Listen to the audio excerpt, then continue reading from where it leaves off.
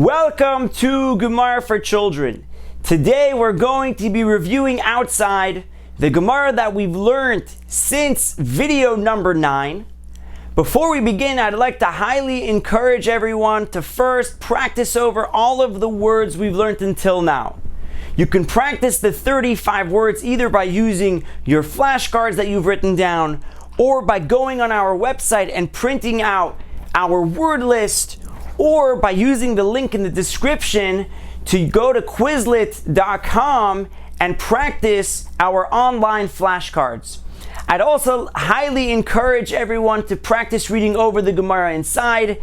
If you'd like, you can go on our website and print out the amazing Steinsaltz Gemara, which has Nekudos, which has line numbers, or you can use the Gemara that you've been using until now to punctuate it. We're going to be doing a Chazara by using a worksheet. Once again, you can find this worksheet on our website and you can print it from there. Starting from video number 9, we're going to be going through them point by point, asking questions and answering them, reviewing them outside. So starting with question number 1. What bold word will you find at the beginning of the Gemara? Every piece of Gemara starts with the letters Gimel, Mem, Dash, which spells out the word Gemara. Question number 2. What case in the Mishnah does our Gemara start discussing? We begin by discussing the first case in the Reisha. Question number 3. What's the first question of the Gemara?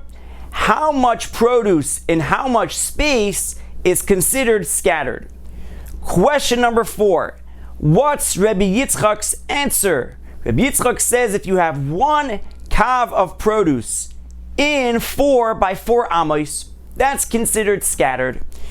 Video number 10, question number 5. What's the Gemara's question? Why does it matter if it's scattered?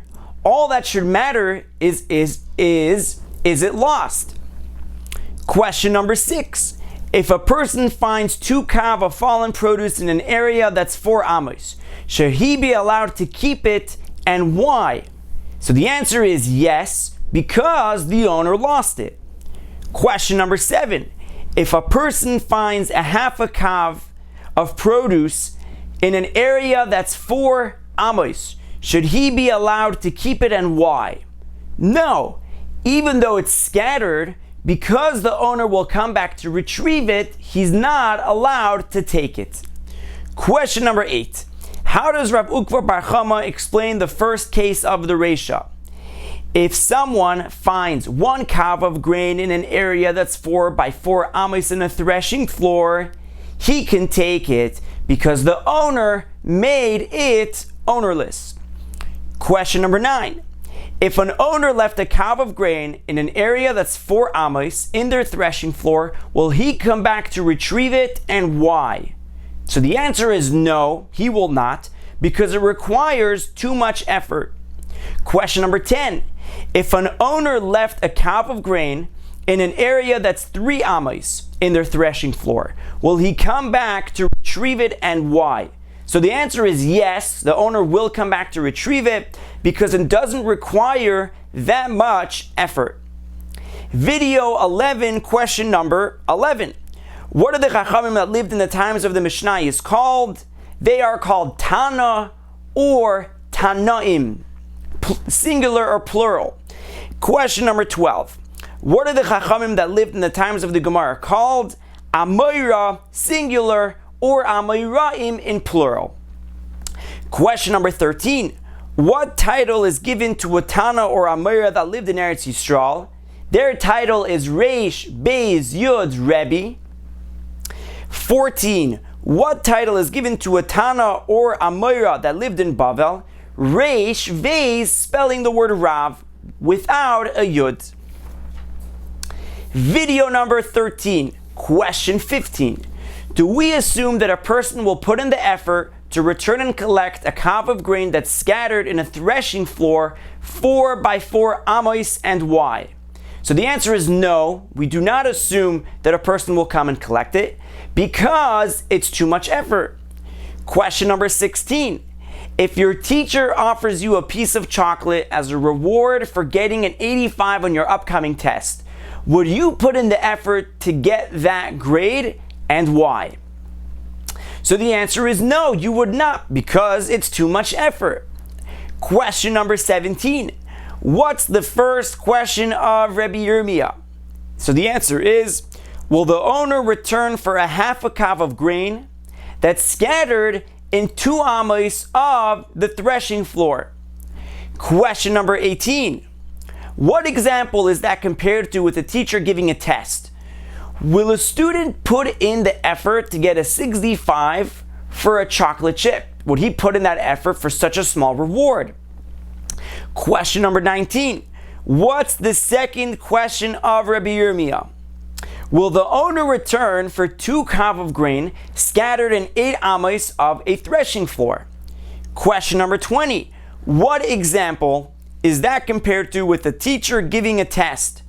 Will a student put in the effort to get a perfect score for a chocolate bar? Is it worth that type of effort for such a large reward? Video number 14, question 21. Do we assume that the owner will put in the effort to return and collect a kav of grain that's scattered in a threshing floor 4 by 4 amos, and why? So the answer is no, as we've already said before, because it's too much effort. Question 22. If your head counselor offers you a piece of chocolate for filling up a bucket full of golf balls in a scavenger hunt, would you put in the effort to win the game? No, it's too much effort. Question number 23. What's the third question of Rabbi Yirmiyah?